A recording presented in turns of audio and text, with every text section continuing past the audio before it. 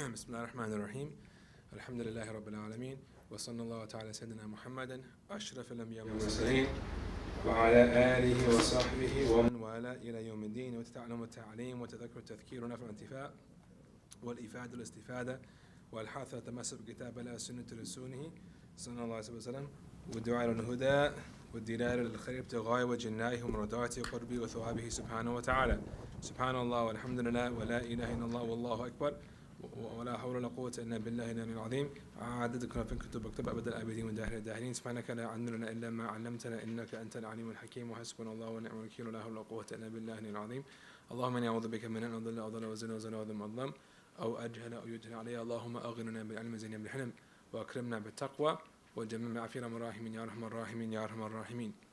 طيب, let's start with Riyadh Salihin. Okay, you guys start with that first usually, right? All right, who's reading today? All right, am I reading the Arabic?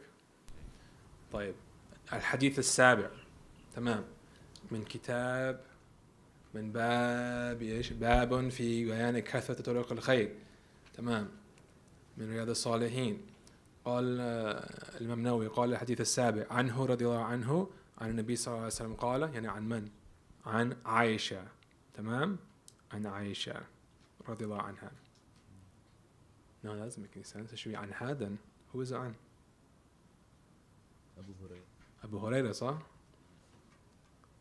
Yeah, عن أبو هريرة. Is that what it says yours? أبو هريرة? Okay. عن أبو هريرة رضي الله عنه عن النبي صلى الله عليه وسلم قال من غدا إلى المسجد أو راح أعد الله له في الجنة نزلا كلما غدا أو راح. متفق عليه. الحديث الثامن عنه رضي الله عنه, يعني عن أبي هريرة رضي الله عنه قال قال رسول الله صلى الله عليه وسلم يا نساء المسلمات لا تحقرن جارة لجارتها ولو فرسن شاة. Imam al-Nawawi radiallahu anhu, may Allah be pleased with him and benefit us through him, reports that Abu Hurairah radiallahu anhu narrates that the Messenger of Allah sallallahu alayhi wasallam said, whoever goes to the masjid at the times of dawn and dusk, Allah subhanahu wa ta'ala prepares for him a special feast in paradise for every occasion he went to the masjid at the times of dawn and dusk. Bukhari and Muslim. And Abu Hurairah also narrates that the Messenger of Allah sallallahu alayhi wasallam said, O Muslim woman, no neighbor should regard anything as insignificant for another neighbor, even if it be a sheep's trotter.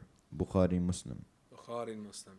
طيب, so we're covering two hadith today that are from the chapter of the various different ways of performing good deeds. And mashallah, this fits really well into the theme of what we spoke about at the Mawlid as well, right? Earlier today, how there are multiple ways to worship Allah Ta'ala and multiple ways to serve the ummah. The paths to goodness are many. Okay, the paths to goodness are many. Just like how, for example, if I were to ask you, right, if I ask you guys, for example, tamam, are you guys with me? Half the stairs are in the ceiling or in the corners. Okay? Focus on the lesson, okay? Focus on me. All right? So, if I were to ask you, for example, to go, to Wawa, okay? Would there just be one way to Wawa, the local gas station? Maybe like two or three, just because there aren't so many roads in Alberta, right? But like if I were to ask you, go to New York City, how many ways can you think of? A lot more, okay? Go to New Jersey, a lot more, and so on and so forth. So the ways to serve Allah Ta'ala, to worship Him, the ways to serve the Ummah, the ways to reach your full potential as a human being and come to, worship Allah completely, there are many. Okay, there are many. The Prophet ﷺ in his complete state as a human being, he manifested all of them in himself. Okay? So he was someone, if you were to study his life, his worship of Allah Ta'ala was continuous all the time, number one, right? But his various actions showed to us all the different ways you can worship Allah Ta'ala. Everything from being a public preacher, to just being almost like a worshiper in the depths of the night, always being in dhikr, being even a leader, worshiping Allah as a leader, whether it's in his state, as leading a state, like a whole city, or leading, a smaller community, like in Mecca, or being like a family man, worshiping Allah through serving your family and raising children, okay? through your job, okay? Worshiping Allah through your job. As he was a merchant, okay? All these various things show you what? Like in his life, they show you all the different ways you can worship Allah Ta'ala, okay? And when you look at his companions afterward, what do you see? That some of them, it manifested in them a more obvious way to worship Allah Ta'ala. So for example, some of them were greatly inclined, for example, towards leading people. And some of them are greatly inclined towards through defending the Muslims militarily. Some of them are greatly inclined to trade. Some of them are just greatly inclined to just worshiping Allah continuously, like just, not working, not owning property, just khalas, being in the masjid all the time. And so what you see now is the paths to Allah are many. The paths to Allah are many, right? And this is important because a lot of people in our day and age, they think that there's one way to Allah Ta'ala. Okay, there's one way to be a good Muslim, and that's like you go and you grow a beard a certain length if you're a boy, and you gotta buy thobes from a specific website, and you gotta wear a specific tone, always wear earth greens and browns and blacks, maybe white sometimes, right? And you gotta talk a certain way. You gotta wear a shawl like this, right? You gotta say the word "sidi" a lot, right? If you're a girl, you gotta wear those chiffon scarves or whatever you guys wear all the time, right? You again wear specific tones. You can't do this, you can't do that. There's that sort of idea in people's mind. There's one way to be a good servant to Allah Ta'ala. That's not true. Okay? The Sunnah of the Prophet ﷺ is very, very vast. Okay? There are clear boundaries set by what's haram, what's halal. But once those boundaries are set, there's a spectrum, and you just see where you fit and what feels, what's appropriate for you and who you are and what you incline towards. Right? What you incline towards. And obviously that within the spectrum, there's things that are better versus not better. Right? Like for a man, for example, it's permissible to wear short sleeves, but it's better to wear long sleeves, right? But khalas, everyone, we all recognize what's best, and then if we don't do what's best, we still recognize what's best in hope that Allah puts us in a position to practice that at a point in time, inshallah, one day, okay, no matter where we lie in that spectrum. And so the spectrum of worshiping Allah Ta'ala, of serving the ummah, is very, very, very vast, okay? It's very vast, okay? And you guys are in a position here, when you guys are here specifically, for example, at Al-Maqasid, and when you guys, go on your trips, for example, to Virginia, inshallah, when you guys go and visit the brothers and sisters there, that you get to see this spectrum, compare the various teachers you guys have here to each other. They're very different. One person talks like this, one person dresses like that, one person does this. You go to Virginia, again, wow, this person does that, this person does this. Chicago's different, California's different, Seattle's different, what have you, okay? Some people, unfortunately, they get attached to one way of manifesting the sunnah, okay? And some of that, is just a product of our times, okay? Unfortunately, because of the world we live in nowadays, right, guys? The world we live in nowadays, through social media, through influencer culture, people gradually, I don't want to say naturally, they just somehow all gravitate towards a monoculture. So you see, because everyone's following the same influencers, the same, people on social media, watching the same shows, the algorithm is driving them all towards the same thing, everyone just becomes the same.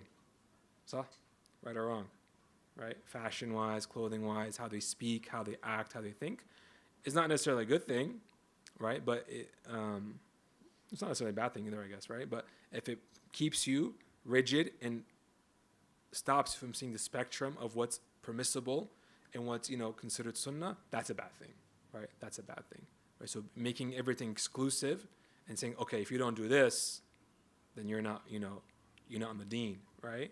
That's problematic. That's a really, really big issue, okay? So this whole point of this section of the Salihin is to tell us, right, the way to worship Allah Ta'ala. There are many ways to do it. The ways to perform good deeds, there are many ways. It's accessible to all. Okay. So what does it say here? He says, "من غدا إلى المسجد أو راح أعد الله له في الجنة نزلا كلما غدا أو راح." Can you read the translation again? Whoever goes to the masjid at the times of dawn and dusk, Allah prepares for him a special feast in paradise for every time he goes to the masjid at the time of dawn or dusk. Yeah, so he says, "Man غدا إلى المسجد." غدا, you guys know what غدا means? Do you guys remember? We spoke about this in the past. If you studied fasting in the Shafi'i fiqh class, you know what word ghada means. What does it mean? Yes. So the word ghada will always refer to the time before dhuhr. So if you say, for example, like hal fi ghada, referring to like the meal, ghadatun, right? It means, is there food before dhuhr? You know, what we call nowadays what? Well, ghada is used for lunch, but you know, linguistically, do we actually have lunch before dhuhr? Maybe if you work like some sort of job that makes you do that, but usually people would have lunch like later in the day, right? All right. Actually, wait, you guys have lunch before dhuhr. You have lunch at 12:20. Yeah, look at that. Okay, so, all right, maybe you guys are the exception then. Anyway, so the word ghada refers to a meal, ghadatun, and the meal before dhuhr. So here he's saying anyone who goes to a masjid before dhuhr. Okay, like post fajr. Post fajr, you have dhikr, you have lessons, you have things going on. Okay. He says what? Raha. What does raha mean here? Like an excursion, right? Excursion, or taking, you know, ghada is an excursion before dhuhr, raha is an excursion when? After dhuhr, right? Like what? Like right now, right? Like the time what we're doing right now. من غدا إلى المسجد أو راح أعد الله له في الجنة نزلا كلما غدا أو راح. Whoever makes an excursion to the masjid before dhuhr or after dhuhr. Right? What does an excursion to the masjid mean? You're going for the sake of Allah Ta'ala. And does anyone go to the masjid for other than Allah Ta'ala? Like what can you, are you going to sell something in the masjid? Are you going to, like, you know, I guess maybe if like you work for the masjid, like, you know, you're going to like mow the lawn or something, and you're going specifically just to get your wage. Maybe, but even then there's khayr in that, right? But the point is, right, anytime you go to the masjid, whether it's before dhuhr or after dhuhr, right, and you have a good intention to do something good, okay? You're going to go study a class, you're going to go like attend, you know, a gathering of khayr, whether it's, you know, a gathering of worship or a gathering of dhikr or a gathering of you know, of knowledge. You're going to go pray or something like that. You know, people sometimes come to masjids to pray. I want to go and pray my duha prayer at the masjid. Ahlan wa sahlan, come. I want to come to the masjid and pray, like, you know, sunnahs between dhuhr and asr, for example, okay? Ahlan wa sahlan, you can do that, right? So whoever comes to a masjid before dhuhr, after dhuhr, Allah will prepare for them like a residing place or a feast or something like that in paradise every time they come, before or after. And so this is also one of the reasons, tamam, that lessons like this is like why we have lessons like this. Okay, why we have lessons like this. Okay, and that's what we call the rawha, because it takes place when? After dhuhr, right? After the dhuhr. Okay, so traditionally in the Muslim world, okay, you'd have people who are connected to the masajid and to the institutes of learning, like the schools and the scholars. They'd be connected in some way, shape, and form, depending upon who they were and how much free time they had. So it's very normal, right? Like where we studied, for example, it's very normal to see young men, tamam, who, like, you know, a lot of them at the time, or where we studied, are shopkeepers, right? They'll close their shop, and then where do they go? After, like, you know, after Asr or in the evening after Maghrib, they go to the masjid, or they go to the Rabat, like the local school, to study, to read Quran. The older men as well will go to study and read Quran, or teach and read Quran. The ladies as well, they have classes they attend, or they have something they do, right? The point is, there's some sort of like regular connection to the places of Allah Ta'ala, the house of Allah Ta'ala, the gatherings of Allah Ta'ala, tamam, and so on and so forth. And so these kind of excursions, you notice how he just says going to the masjid. You can go for a lot of different reasons, right?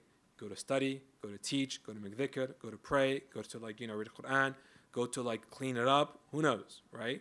Go to serve, go to distribute food to the poor, whatever it may be. So as long as you're making that excursion, tamam, you're leaving, like you're leaving your homeostasis. Do you guys know what homeostasis is? Do you know what it is, Santiago? Homeostasis is the state your body is in, like at default, just to like function and survive, right? Certain temperature, certain whatever, you know, you can ask one of the pre-med guys later what it means, right? Point is, like, you have your homeostasis in your day-to-day life, right? Which is what?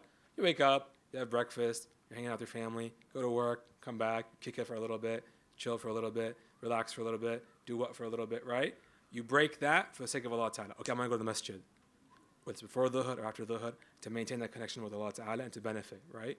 So that, you know, like breaking yourself out of your routine, pushing yourself to new limits, doing well, that's what he's talking about, right? Maintaining a connection to Allah Ta'ala throughout your life, all that is rewarded, right? And that connection you maintain with Him is general, right? Look, a lot of things can fall into the category of just going to the masjid. Point is, you're just going to do something good, okay? You're going to go do something good, okay? Yeah. Okay, there's a fly. طيب, the 8th hadith. الثامن رضي الله عنه يعني عن أبو هريرة قال قال رسول الله صلى الله عليه وسلم يا نساء المسلمات لا تحقرن جارة لجارتها ولو فرسن شاة متفق عليه. A sound hadith where the Prophet صلى الله عليه وسلم is speaking directly to the women of the believers. This hadith is really, it's interesting. You can get a lot from this hadith. Read the translation again. O Muslim woman, no neighbor should regard anything as insignificant for another neighbor, even if it be a sheep's trotter. So in this hadith, the Prophet ﷺ is specifically speaking to the Muslim women, okay? But the principles, the advice he's giving them, the principles he's teaching them are for everybody. So it might just be he just happens to be speaking to women at the time he gave this, this hadith was recorded or heard by the companions, but the principles in it are definitely for everyone, okay? Look what he says. O Muslim women, don't dismiss anything you can give to your neighbor, even if it's just the hooves of a goat or a sheep. So what does this hadith mean? It means the following. So we have a culture, okay, where we share things. Okay? If you, for example, let's say, right? All right, let's take like the Furnace Drive boys, for example. Okay, you guys all live in the dorm. People who are in room A are like, you know what? The guys in room B, like, I know they're struggling, man. Like, they, poor guys, they don't have access to, like what? AC. Well, you can't give AC, right?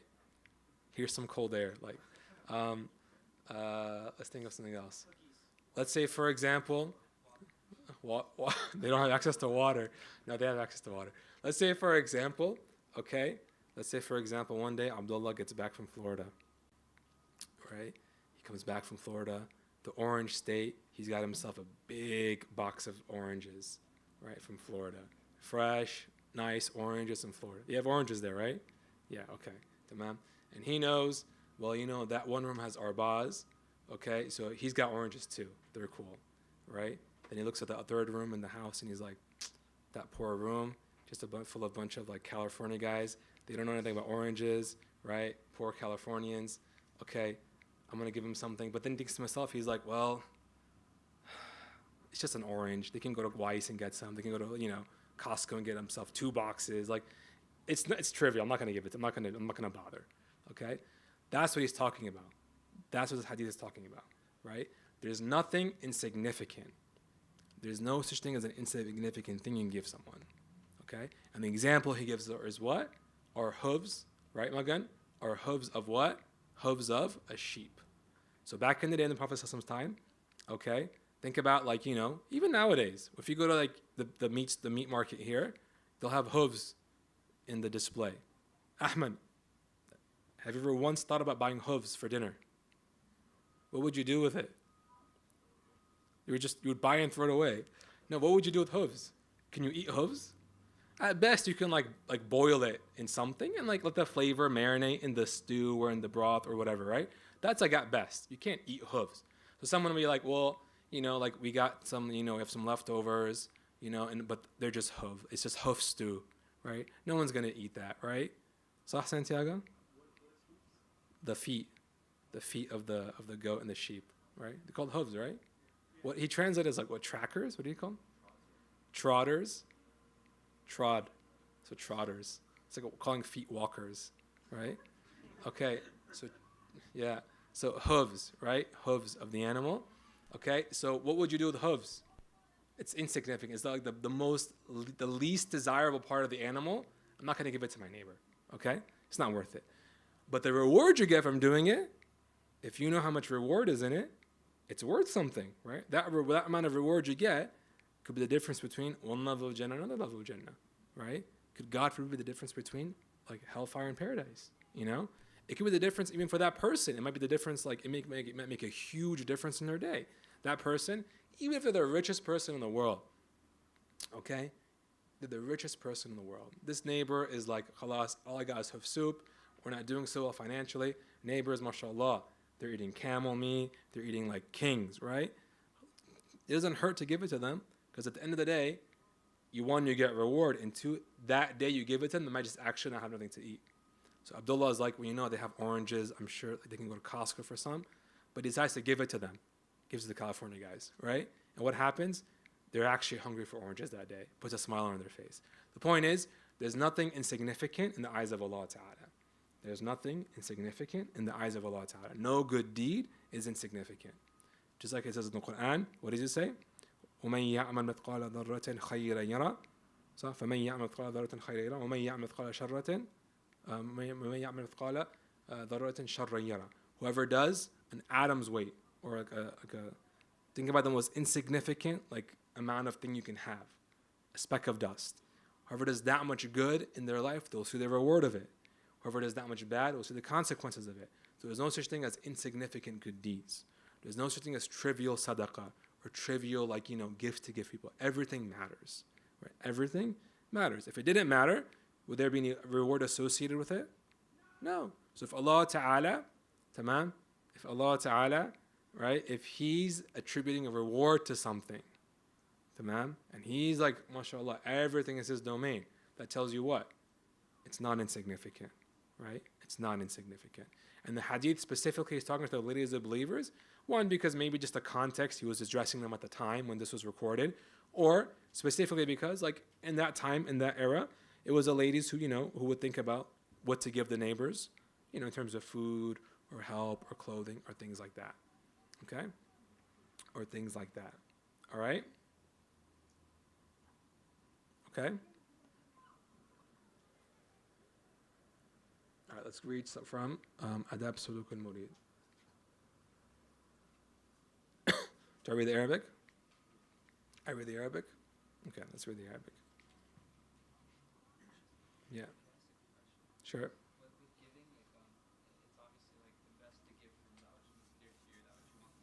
Yeah. But in light of that hadith, if you don't, if you're not, you don't have the ability to give what is most dear to you because for example, you're struggling and you don't want to. But would that then say, if I had extra, but it's not as good, is it still give it? It's I know I have something better to give. Yeah, so Hamza just asked a question. He said, it's best to always give what's dear to your heart, right? What happens if you have something that's not dear to your heart or lower quality?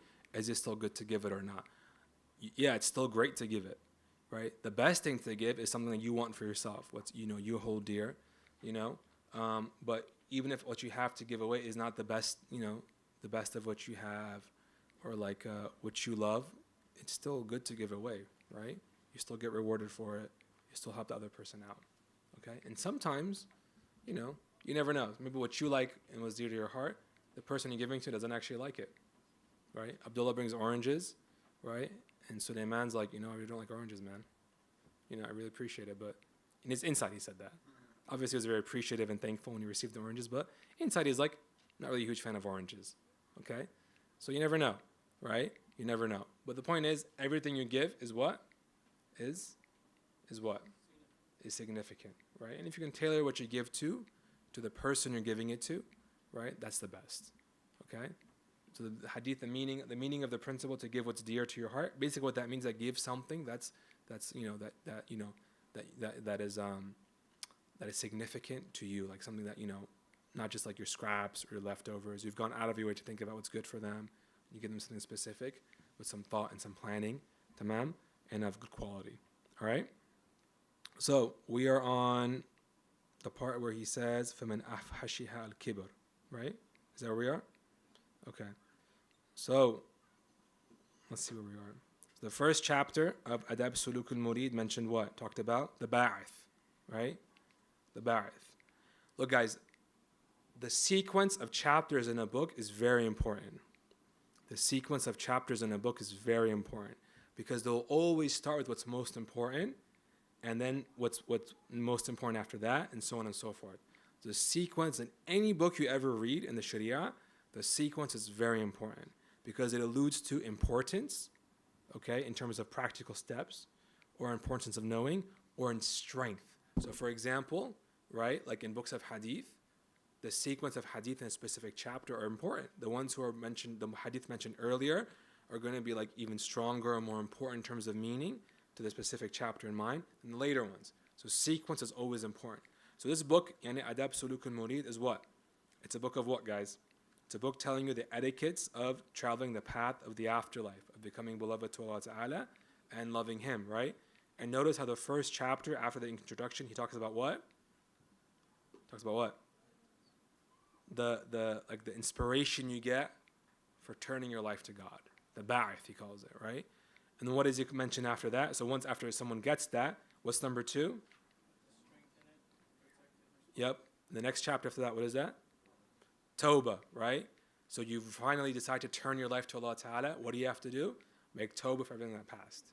And for anything else that comes up along the way. Right, guys? Right? Yeah. Tamam. This section is talking about what? Protecting your heart. So it's the third step. Or the second, really, after getting the ba'ith, after getting the inspiration, right? Third step, right? To protect your heart. From what? From the diseases he's going to talk about now. So this is really important stuff, okay? The whole book is important, but this is like very, very like elementary in terms of how, in terms of someone's actions, they should really practice this early. So what does he say? He says, فَمَنْ أَفْحَشِهَا يعني أمراض القلب تمام الكبر والرياء والحسد فالكبر يدل من صاحبه على غاية الحماقة ونهاية الجهالة والغباوة وكيف يليق التكبر بمن يعلم أنه مخلوق من نطفة مضيرة وعلى القرب يصير جيفة قديرة وإن كان عنده شيء من الفضائل والمحاسن فذلك من فضل الله وصنعه ليس له فيه قدرة ولا في تحصيله حول ولا قوة أولا يخشى إذا تكبر على عباد الله بما آتاه الله من فضله أن يسلبه ما أعطاه بسوء أدبه ومنازعته لربه في وصفه لأن الكبر من صفات الله جبار المتكبر. Who's reading? Among the worst sins of the heart are arrogance, ostentation, and resentful envy. Arrogance is proof of great foolishness, excessive ignorance, and stupidity, for it is unbecoming of one who knows that he was made from a drop of fetid semen, and soon enough will end up a decaying corpse. If he possesses virtues and good qualities, they are but gracious gifts of Allah's making. None of it was achieved by his own power, nor acquired by his own strength and cleverness. When he behaves with arrogance towards the servants of Allah, employing in so doing the gifts that Allah has graciously bestowed upon him, does he not fear that by behaving discourteously and attributing to himself what belongs to Allah, he might take away everything from him? Pride is an attribute of Allah, the Compeller, the Proud. Naam. Tamam. So he's talking about the various diseases of the heart. Diseases of the heart are many. All right? The diseases of the heart are many. And these diseases are like medical diseases, right? Someone, gets a cough, gets a flu, gets a fever, gets, what have you, right? And they have to be treated, they have to be identified, you have to go to someone who practices medicine to help you, right? You can't just self-diagnose, okay? Similarly, the diseases of the heart. And these diseases, tamam, are diseases of the heart and spiritual diseases. They're essentially bad traits. Bad traits you want to remove from your heart, okay? So if you think of your heart as a vessel that contains traits, contains qualities and characteristics, you can have bad ones and you have good ones. The human being innately, tamam, is good. The human being innately is good, right? That's why every child you meet, mashallah, the sweetest thing in the world, right? The sweetest thing in the world, okay? Every child you meet, every person you meet, like they're good people, like that. You can see good in people, okay? But then there's a portion of the human being that inclines towards some bad, okay? That's part of being human, right? Every human being has a part of themselves that inclines towards, things, if left unchecked, inclines towards bad, okay? Overindulgence, right? Putting himself before others and oppressing others for that sake. There's a spectrum to that as well. Part of these qualities that come in the heart that are bad are qualities such as kibr, arrogance, riya, which he what does he translate as? Ostentation. Do you guys know what ostentation means? Huh? Yeah, riya is a fancy way of saying, or ostentation is a fancy way of saying showing off, right? Doing something, tamam. No, is it? Kibr? Riya. No. Yeah. Yeah, it's showing off. It's showing off. Yeah, it's showing off. Yeah. Riya is showing off, right? To show off. And then you have hasad, which is jealousy, right? Which is jealousy. And he goes into detail with each one. Now, there are many diseases of the heart, but these three, he says, are some of the worst. And a lot of the other ones branch off from these three. So nipping these three in the bud goes a long way, right? It goes a long way. The first one he mentions is al-kibru, tamam? Al-kibru, arrogance, right? What does arrogance mean? In the hadith, Prophet says that huwa al-kibr huwa batar al-haq wa ghamt al-nas, right? Is to reject the truth, tamam? And to look down on people. That's arrogance. Batar al-haq wa ghamt al-nas. To reject the truth and to look down on people, okay? That's kibr. To think that you're better than anyone else of creation, right? To think that, you're better than the truth being relayed to you, right? So kibr is just that.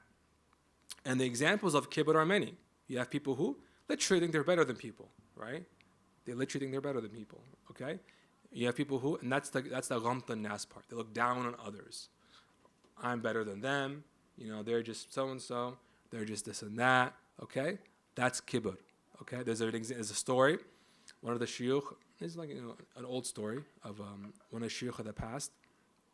He told his students, he was like, there were 3 students, okay? And he told them, he was like, go out there and bring me one person, tamam, that you are better than, all right? And they all went. Out into the world to look for that one person they're better than, okay? And they come back. The first person brought somebody, okay? I guess he didn't literally bring them, but I found so-and-so, I'm better than them, he's saying, okay? Second person had someone as well. So-and-so, I'm better than them, right? Okay? Third person came empty-handed. And the teacher looked at him like, you didn't fulfill the assignment. What did you didn't bring anyone that you're better than, right? And the student thought, he's like, you know what, honestly, I started walking in the markets and I was like, look at these people, right? Like they're just busy with the dunya, buying and selling. Alhamdulillah, like I'm a student of knowledge, going to the school and seeing the sheikh and everything. I'm better than them. And then I realized I was like, wait a second, right?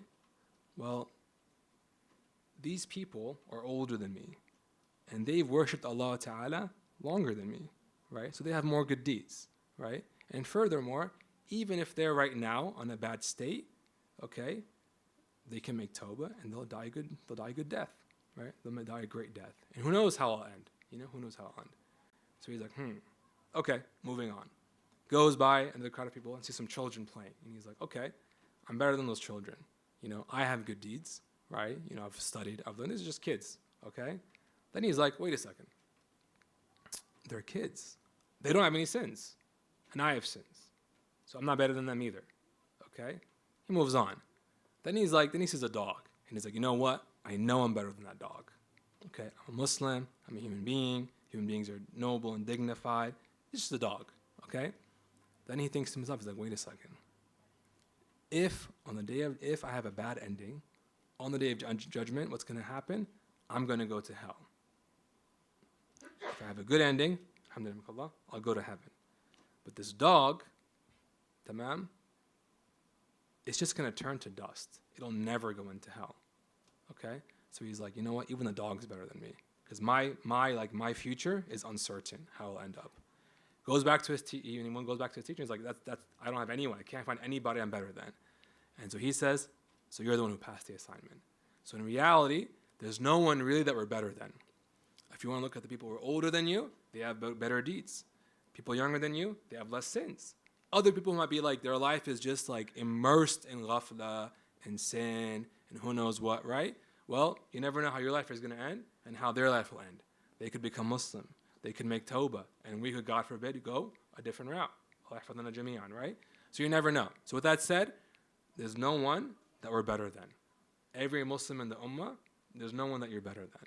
In fact, anyone who sees himself better as even just one Muslim in the ummah, that's a sign of arrogance in your heart.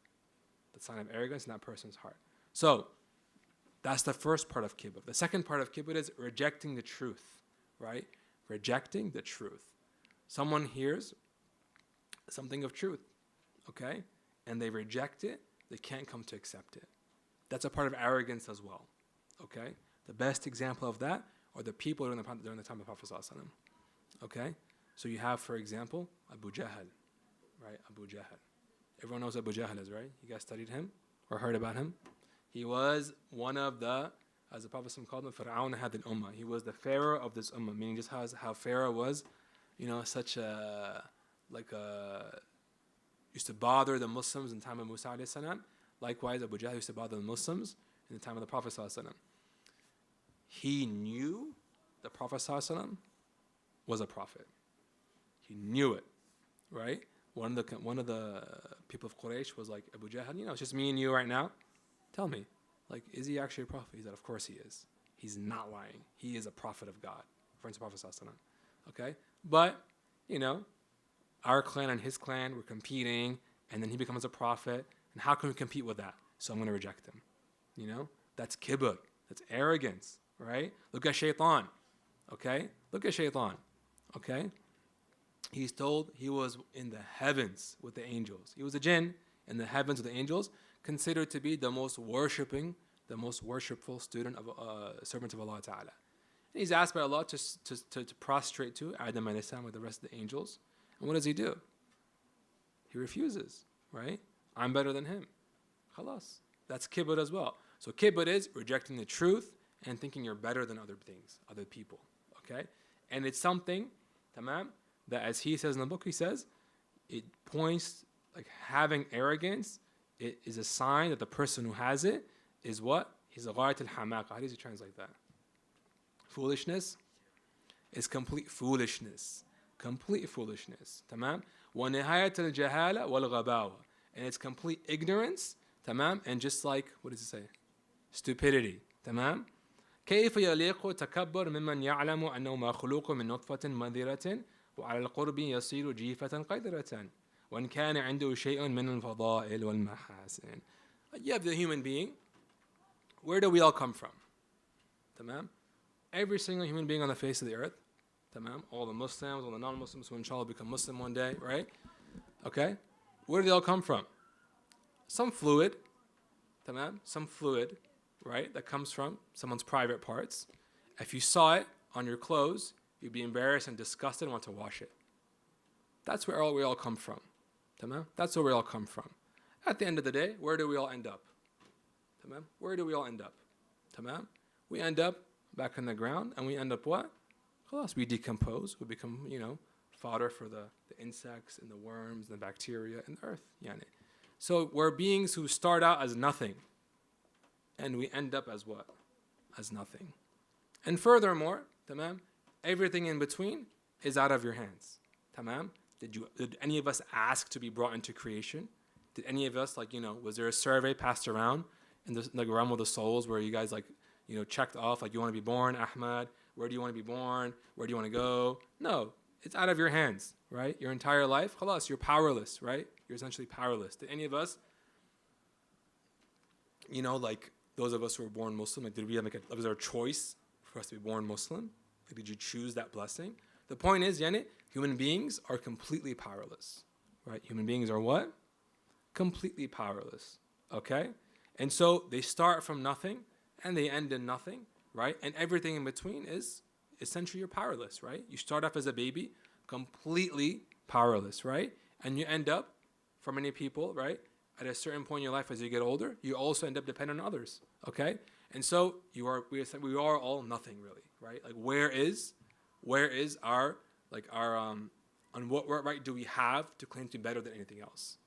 Okay, to be better than anything else, okay? Furthermore, tamam, anything we do have that's good during this lifetime is from Allah Ta'ala.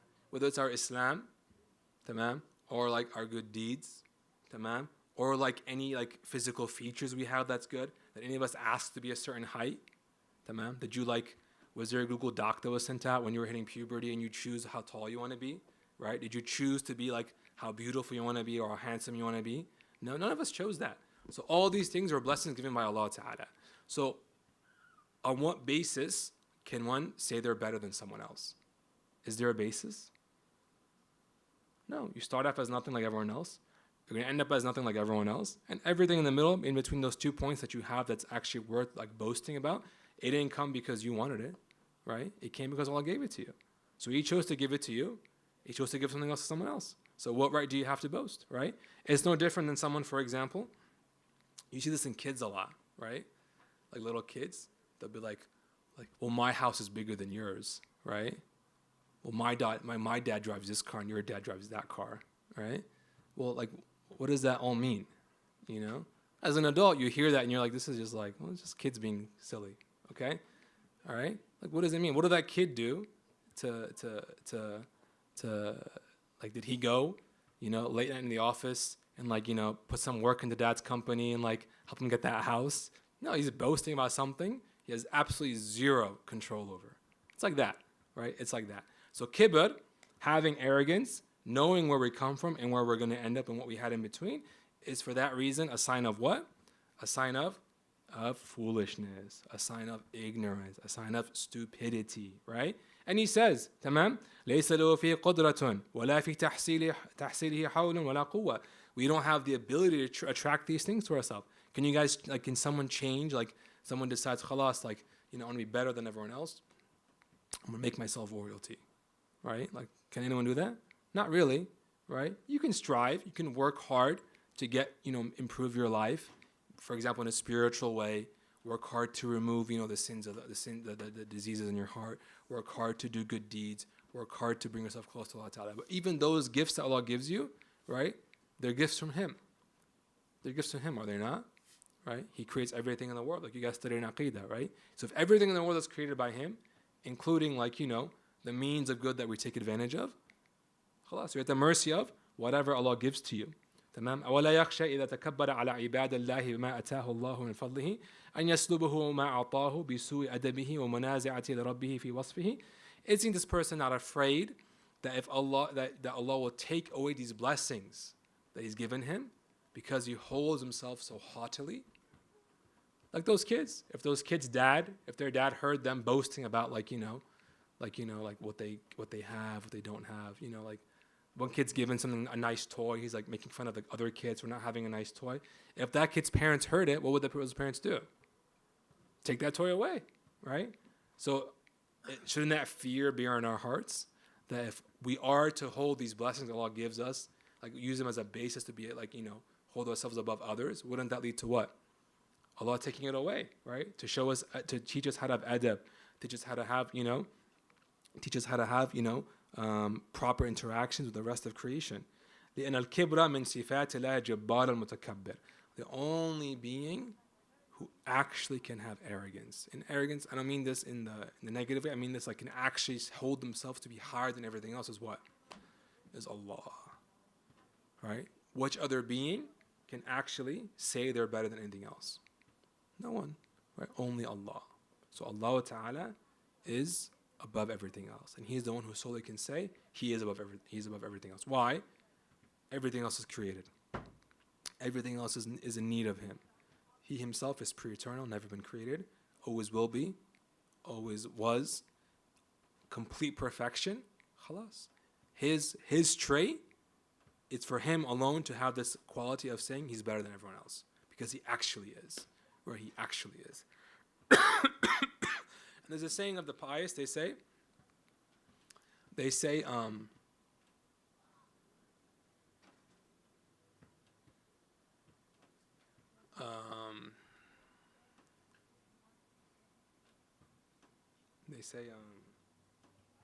من عرف نفسه عرف ربه. The person who knows himself knows Allah Ta'ala. Meaning what? If you know yourself to be someone who, for what you really are, someone who was created from something like not pleasant, and you'll be going into the grave, and everything in between is outside of your power, and you're unable. How many people want to provide for themselves a certain lifestyle and they can't, right? How many people want certain things they can't achieve it, right? You know, you're unable, you're someone who's dependent on Allah Ta'ala. If you reflect upon your state as that, a being that is unable and isn't able to have complete influence on their lives, and on top of that, you're someone who is like full of imperfections and full of bad traits, right? Then you see what? Then you know your Lord, because He's the opposite of all that. He always was, and He always will be. Complete perfection, complete power and ability and might over all things, not dependent on anything else in existence. Okay? You guys have any questions? Yeah. Can you give a mic so everyone can hear?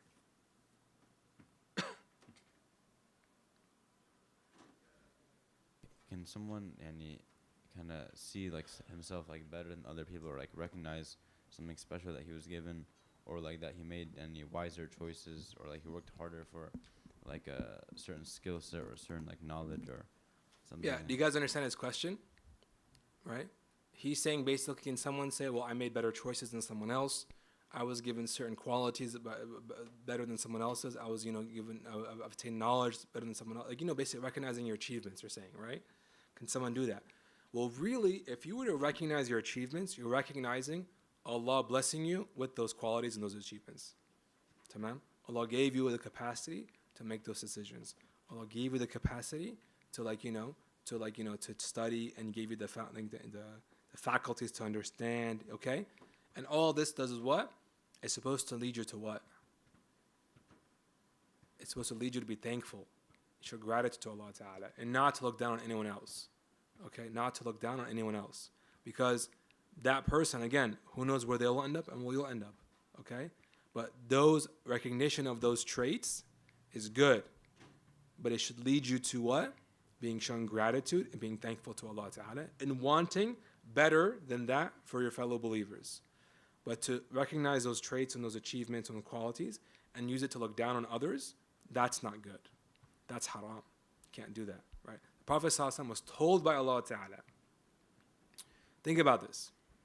The Prophet ﷺ, he was told by Allah Ta'ala, and he knows. In fact, he tells the rest of the Muslims what? That all of humanity will be dependent upon him to intercede for them on the Day of Judgment. Okay? Can you possibly think of a higher rank in the eyes of God? That the most difficult point in all of history and creation, everyone will be turning to you. Tamam? Everyone will be turning to you. And yet, he sees himself as what? As humble. He's humble, and he sees everyone else, tamam, as better than him. And the proof of it is in his life, right? How many times, they say young girls, little girls would come and just take him by the hand and take him wherever they wanted, so you can take care of them. Oh, Prophet ﷺ, come, I lost my ball, come find my ball. Come do this for me. I can't reach that, can you get it for me? What's the little girl going to ask him? She's not going to be like, oh, Prophet ﷺ, let's sit together and solve the big dispute between us and Quraysh, right? No, it's a little girl. She's going to take him to do little girl stuff, right? And he would go with her. He wasn't too good for that, okay? And he would, there are other stories of funerals that would pass of non-Muslims, and he would cry. Look at these people, I wasn't able to reach them. Or he would hear about Muslims that passed away. There was a Muslim woman, tamam, an elderly Muslim woman who used to sweep the masjid of the Prophet ﷺ in his lifetime. She passed away, right? And then one day, he asked, he was like, where is that woman? She doesn't come anymore to sweep the masjid. And they're like, oh, Prophet ﷺ, she passed away a few days ago. And he was like, why didn't you tell me? And they're like, oh, well, she passed away at night and it was late. We didn't want to bother you. He's like, no, tell me, this person meant a lot to him. This is someone who sacrificed their time and the energy to give something to the ummah. He recognizes that, and he saw no one is. If anyone's time is valuable, it's his, right? But none of it was too valuable to give to the ummah. So you see, even him, and how he treats, how he engages with his blessings, with regards to with Allah Ta'ala and the creation. It's in a way where his blessings that he was given lead him to become more thankful, more appreciative of Allah Ta'ala, and to still have more humility with creation. So Okay? You're saying even our decisions is from the tawfiq of Allah subhanahu wa ta'ala. Even though we have free choice from an aqidah, but still there's something behind the scenes that we're able to make those decisions. And yeah, so you guys learned in aqidah, right, that every single thing in existence is from Allah Ta'ala, right? Every single thing in existence from Allah Ta'ala. Every single thing that happens in existence from Allah, He created it and He willed it to occur, right? And even we can say, well, we chose to apply to Maqasid. Okay? Well, where did the idea to apply come from? And some people, they'll apply, but they're not here. Something came up and they they couldn't make it or something, right? The point is, everything is from Allah Ta'ala. Everything is from Allah Ta'ala, right? And at minimum, you can say, your existence. He created you, He maintains your existence. That's from Allah, right? Every single thing you do cannot be done unless you what? You're actually here. You existed. And that's from Allah Ta'ala. Okay? That's from Allah Ta'ala. Okay? Are you guys tired? This is the heat of the green barn. Any more questions? There's no more AC here?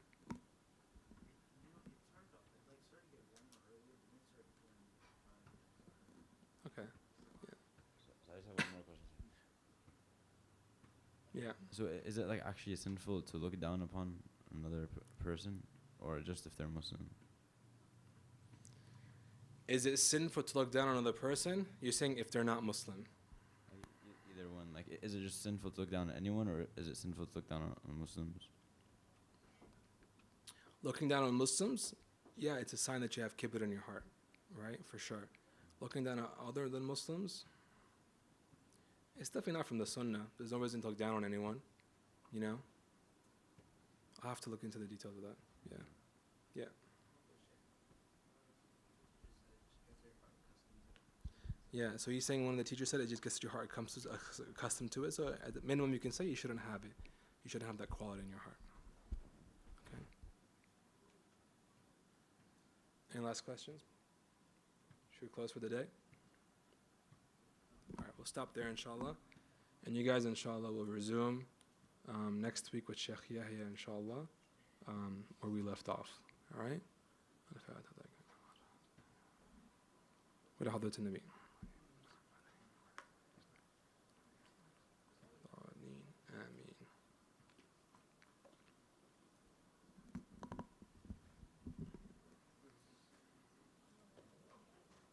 Oh, that's right.